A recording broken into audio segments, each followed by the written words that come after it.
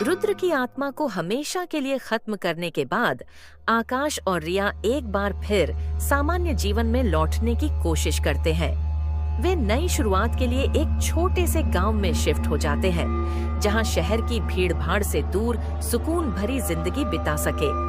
लेकिन उनका मानना था कि सब कुछ समाप्त हो चुका है, जबकि असल में उनकी मुश्किलें अभी खत्म नहीं हुई थीं। गांव पहुंचते ही आकाश और रिया को वहां के लोगों से पुरानी कहानियां सुनने को मिलती हैं। गांव के लोग एक रहस्यमयी मंदिर के बारे में बात करते हैं जो कई सालों से बंद है। कहा जाता है कि वहां किसी पुरानी आत्मा का वास है और गांव के लोग उस मंदिर के पास जाने से कतराते हैं। ये सुनकर आकाश और रिया को अपने पिछले अनुभवों की याद आ जाती है और वे इन कहानियों से दूर रहने का प्रयास करते हैं। कुछ दिन शांतिपूर्वक गुजरते हैं, लेकिन एक रात रिया को घर के बाहर से अजीब आवाजें सुनाई देती हैं। पहले तो वह इसे नजरअंदाज करने की कोशिश करती है, लेकिन आवाजें धीरे धीरे तेज और डरावनी होती जाती हैं। ऐसा लगता है जैसे कोई उनकी खिड़की के पास आकर धीरे धीरे सांस ले रहा हो। रिया तुरंत आकाश को जगाती है, लेकिन जब वे दोनों खिड़की के पास जाते हैं, वहाँ कुछ नहीं होता। फिर भी दोनों को इस बात का एहसास होता है कि उनके आसपास कुछ अनहोनी घटने वाली है। गांव में एक तांत्रिक के बारे में चर्चा होती है, जो पुराने रहस्यों और आत्माओं के बारे में जानता है। आकाश और रिया उसके पास जाने का फैसला करते हैं ताकि वे जान सकें कि गांव में किस तरह की आत्मा का असर है। तांत्रिक उन्हें बताता है कि उस पुराने मंदिर में एक अत्यंत प्राचीन आत्मा कैद है, जो बहुत समय से स्वतंत्र होने की कोशिश कर रही है। ये आत्मा इतनी शक्तिशाली है कि इसे रोकना आसान नहीं होगा। आकाश, रिया और तांत्रिक उस बंद मंदिर की ओर जाते हैं। मंदिर का रास्ता जंगल से होकर गुजरता है और रास्ते में कई पेड़ों पर अजीब सी आकृतियां बनी होती हैं। तांत्रिक बताता है कि ये निशान उस आत्मा के बंदी बनाए जाने के समय के हैं। जब वे मंदिर के पास पहुंचते हैं तो चारों ओर घना अंधेरा और सन्नाटा छाया रहता है और मंदिर के दरवाजे पर ताला लगा होता है। तांत्रिक एक मंत्र का जाप करता है और मंदिर का दरवाजा धीरे धीरे खुलता है। मंदिर के अंदर का माहौल बेहद डरावना होता है। अंदर चारों ओर पुराने तंत्र मंत्र के निशान और अजीब सी चित्रकारी दिखाई देती है। तांत्रिक बताता है कि यह आत्मा कोई साधारण आत्मा नहीं है, बल्कि इसे यहाँ एक विशेष तांत्रिक ने कई 100 साल पहले कैद किया था। आकाश और रिया को इस आत्मा की शक्ति का एहसास होने लगता है और रिया को ऐसा महसूस होता है जैसे कोई उसे देख रहा हो। जैसे ही तांत्रिक आत्मा को शांत करने का मंत्र शुरू करता है, अचानक मंदिर के अंदर एक ठंडी हवा का झोंका चलता है और उस आत्मा की परछाई दिखाई देने लगती है। आत्मा का स्वर गूंजता है, तुम मुझे यहाँ से मुक्त करने की कोशिश कर रहे हो, लेकिन इसकी कीमत चुकानी होगी। आकाश और रिया भयभीत होते हैं, लेकिन तांत्रिक उन्हें निर्देश देता है कि वे बिना विचलित हुए मंत्र को दोहराते रहें। आत्मा धीरे धीरे अपनी शक्ति को प्रकट करती है और चारों ओर चीजें हिलने डुलने लगती हैं। आत्मा की शक्ति को नियंत्रित करने के लिए तांत्रिक अपने प्राणों की आहुति देने का निर्णय लेता है। वह आत्मा को वापस कैद करने के लिए अंतिम मंत्र का जाप करता है, लेकिन उसे पता होता है कि यह उसकी आखिरी साधना होगी। तांत्रिक आत्मा को नियंत्रित करने में सफल हो जाता है, लेकिन उसी समय उसकी ऊर्जा क्षीण हो जाती है और वह वहीं ढेर हो जाता है। आकाश और रिया उसके इस बलिदान के प्रति आभार प्रकट करते हैं, लेकिन उनके मन में यह सवाल उठता है कि क्या आत्मा वाकई शांत हो चुकी है या यह बस एक और शुरुआत थी। मंदिर से वापस लौटते वक्त आकाश और रिया को यह एहसास होता है कि तांत्रिक का बलिदान व्यर्थ नहीं था, लेकिन उन्हें एक नई चुनौती का सामना करना पड़ सकता है। आत्मा को पूरी तरह से मुक्त तो नहीं किया गया, परंतु वह और भी शक्तिशाली बन गई है। घर लौटते ही उन्हें फिर से कुछ अजीब घटनाओं का एहसास होता है, मानो वह आत्मा अब भी उनका पीछा कर रही हो। आकाश को सपने में एक चेतावनी मिलती है कि उन्हें इस आत्मा से हमेशा के लिए मुक्ति पाने के लिए एक अंतिम अनुष्ठान करना होगा। अगर वह अनुष्ठान सफल नहीं हुआ तो यह आत्मा उनकी जिंदगी को बर्बाद करने में कोई कसर नहीं छोड़ेगी। अब आकाश और रिया को एक नई चुनौती का सामना करना है, जो शायद उनकी अंतिम परीक्षा साबित हो।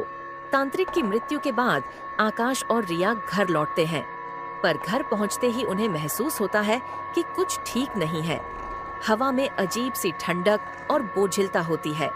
हर रात रिया को लगता है जैसे कोई छाया उन्हें देख रही है। आकाश को बार बार तांत्रिक के कहे शब्द याद आते हैं, आत्मा अब और भी शक्तिशाली हो गई है, उसे रोकने का आखिरी मौका तुम्हारे पास है। अगली रात रिया को नींद में एक सपना आता है। वह देखती है कि वह उसी मंदिर में खड़ी है जहां से आत्मा को कैद किया गया था, लेकिन इस बार आत्मा उसकी तरफ देख रही होती है। उसकी आंखों में एक अजीब सी चमक होती है और वह रिया को एक चेतावनी देती है, अगर तुम मुझे हमेशा के लिए कैद करना चाहती हो तो तैयार रहो, यह युद्ध तुम्हारी हिम्मत की अंतिम परीक्षा होगी। रिया सपने से घबराकर जाग जाती है और आकाश को सब बताती है। दोनों समझ जाते हैं कि आत्मा उन्हें चुनौती दे रही है और अब उन्हें किसी भी हाल में इसका सामना करना होगा। आकाश और रिया एक बार फिर से आदित्य की मदद लेते हैं, जो तांत्रिक के बलिदान के बारे में जानने के बाद उनके साथ अनुष्ठान में सहायता करने को तैयार हो जाता है। आदित्य उन्हें बताता है कि यह अनुष्ठान बहुत कठिन होगा और उन्हें अपने साहस और विश्वास की परीक्षा देनी होगी। इस अनुष्ठान को सफलतापूर्वक करने के लिए वे एक विशेष स्थान की तलाश करते हैं, जहां पर एक दिव्य ऊर्जा का केंद्र है। आदित्य कहता है कि उस स्थान पर आत्मा की शक्ति कमजोर पड़ेगी और यही उनका अंतिम मौका होगा। आकाश, रिया और आदित्य अनुष्ठान स्थल की खोज में निकल पड़ते हैं। यह जगह एक पहाड़ी पर स्थित होती है, जहां जाने का रास्ता बेहद संकरा और खतरनाक होता है। रात के अंधेरे में चारों ओर की आवाजें और हवा की सरसराहट उन्हें डराती है, लेकिन वे दृढ़ निश्चय के साथ आगे बढ़ते हैं।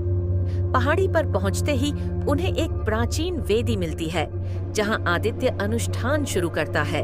वेदी के चारों ओर मंत्रों का उच्चारण करते हुए एक सुरक्षा घेरे का निर्माण किया जाता है, ताकि आत्मा की शक्ति अंदर न आ सके। जैसे ही अनुष्ठान शुरू होता है, हवाएं तेज हो जाती हैं और चारों ओर की चीजें हिलने लगती हैं।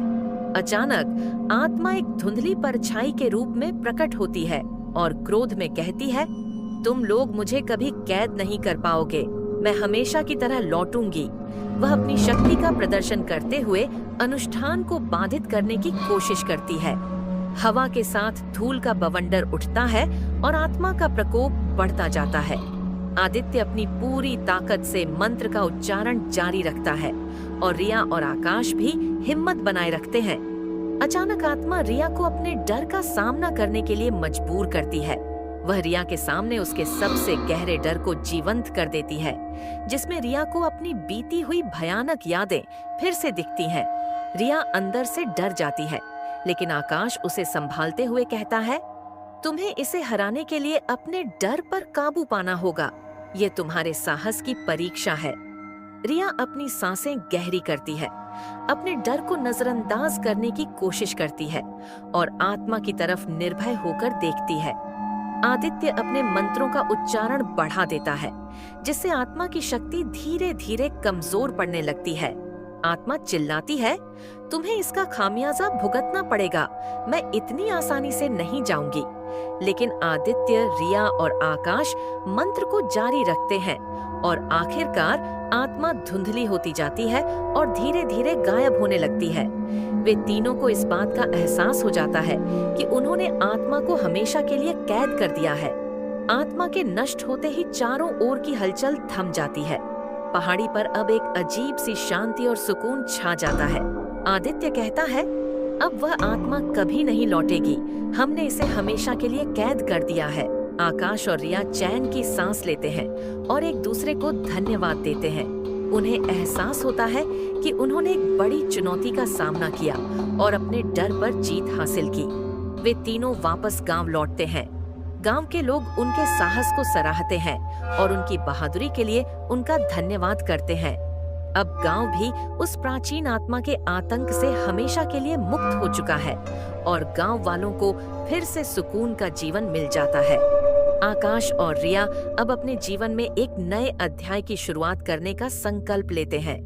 उन्होंने न केवल एक आत्मा से छुटकारा पाया, बल्कि अपने भीतर के भय को भी जीत लिया। अब वे जानते हैं कि साहस और विश्वास से किसी भी अंधेरे का सामना किया जा सकता है। गांव में शांति लौट आई है और आकाश और रिया अपने जीवन को फिर से सामान्य बनाने की कोशिश कर रहे हैं। वे अपने नए घर की साज सज्जा में व्यस्त हो जाते हैं और भविष्य के सपने देखते हैं। लेकिन इस सुकून के माहौल के बीच रिया को एक अजीब सा एहसास होता है। उसे बार बार लगता है कि कोई उन्हें देख रहा है या उन पर नजर रख रहा है। एक सुबह रिया को घर के दरवाजे के पास एक पुराना पीला कागज मिलता है। उस कागज पर एक अजीब सा संदेश लिखा होता है। तुमने सोचा था ये सब खत्म हो गया, लेकिन अतीत के कुछ हिस्से ऐसे होते हैं जो कभी पीछे नहीं छूटते। ये पढ़कर रिया का चेहरा पीला पड़ जाता है। वह आकाश को यह पत्र दिखाती है और दोनों समझ नहीं पाते कि यह किसने भेजा है। उस दिन आकाश और रिया गांव के एक बुजुर्ग से मिलते हैं जो गांव की प्राचीन कहानियों और रहस्यों के बारे में जानता है। जब वे उसे पत्र के बारे में बताते हैं तो उसके चेहरे पर चिंता की लकीरें उभर आती हैं। बुजुर्ग उन्हें बताता है कि गांव के इतिहास में एक ऐसा प्राचीन श्राप है जो कई पीढ़ियों से चला आ रहा है। उस श्राप से संबंधित कुछ रहस्य अभी भी इस भूमि में बचे हुए हैं, जो कभी पूरी तरह खत्म नहीं हो पाए। आकाश और रिया इस रहस्य को जानने के लिए गांव के पुराने अभिलेखों की ओर जाते हैं। उन्हें गांव के मंदिर में कुछ प्राचीन दस्तावेज मिलते हैं, जिनमें उस श्राप का जिक्र होता है। दस्तावेजों के अनुसार कई साल पहले एक तांत्रिक ने इस आत्मा को रोकने के लिए अपनी जान दी थी, लेकिन उसका बलिदान अधूरा था। तांत्रिक का एक और शिष्य था जिसने अपने गुरु की मृत्यु के बाद उस आत्मा को बचाने का संकल्प लिया था, और अब वही शिष्य किसी न किसी रूप में इस श्राप को जीवित रखे हुए है। अगली रात जब आकाश और रिया अपने घर में होते हैं, उन्हें दरवाजे पर दस्तक सुनाई देती है। दरवाजा खोलने पर सामने एक अजनबी खड़ा होता है। वह खुद को वीर बताता है और कहता है कि उसे इस गांव के इतिहास और श्राप के बारे में सब पता है।